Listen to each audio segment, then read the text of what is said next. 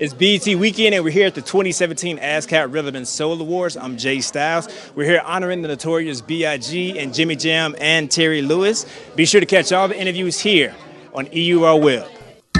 How's everybody doing tonight? I'd like to welcome to the stage the lyrically acclaimed.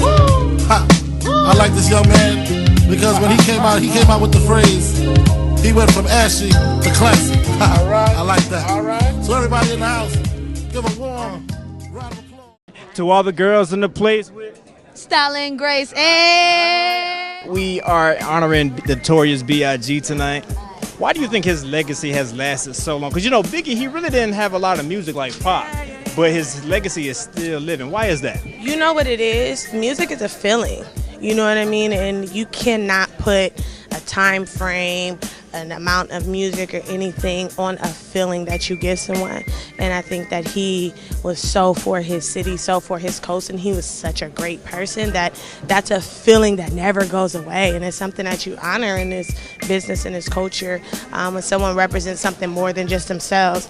And I think he showcased that in one of the greatest lights. He was young, but he made you feel confident about things. He had a vibe about him, you know, and it's just, you cannot listen to his tone, his voice, and not feel something. Notorious, he didn't release a lot of music, but his legacy, you know, it continues to live on from generation to generation. Why do you think that is? I mean, he made good music, you know. Classic always live on, you know. What's your favorite Biggie record, man? Gotta be Juicy.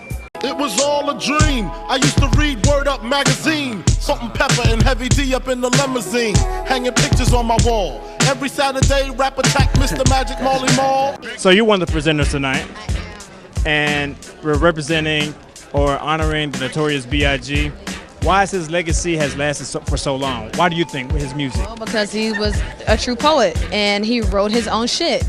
And it really came from his life and his experiences and what he saw growing up and what he went through.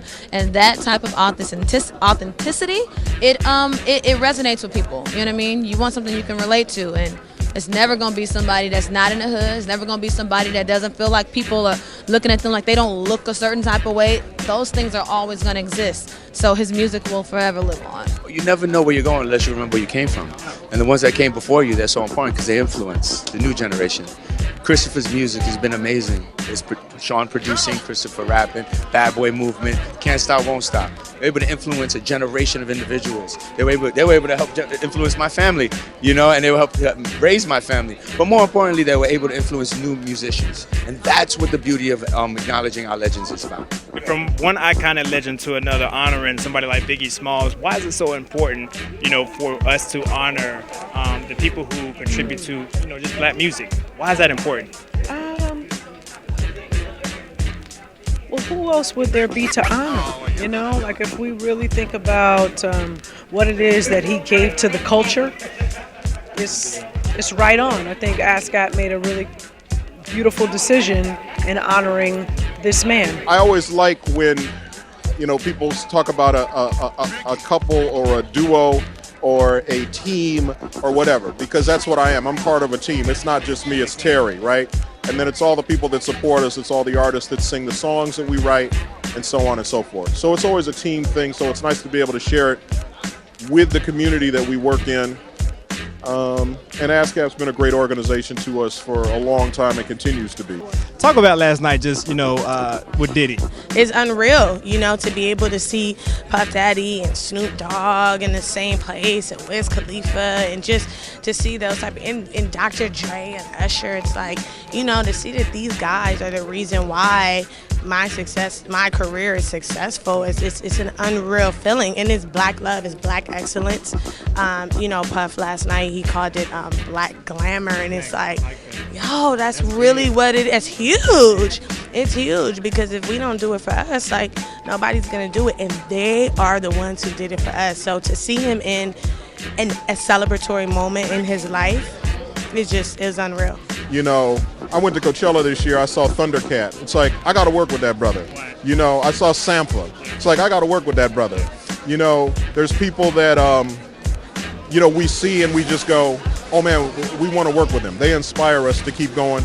You know what, I was working on Cold Rock a Party with the whole Bad Boy team, and unfortunately we got a call that while we were in the studio, Puffy got a call that he had broken his leg or his ankle or something. He was in a car crash. And so Puffy was really concerned, like, oh my God, I can't believe that. And within a few minutes, Biggie actually called and said, I'm good, man, I'm good. And then it kind of just, helped all of the confusion dissipate. Did you meet Notorious B.I.G.? Of course, absolutely. I met Christopher. You have like any memories where you no one knows about Big, just you and him? I mean, just something that you go back and be like, oh man, I remember me and Big did that. Could you share a memory? I share one. Big's from Brooklyn, I'm from Brooklyn.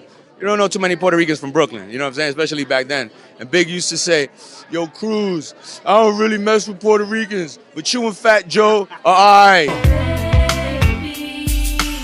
I got that good love, girl, you didn't know.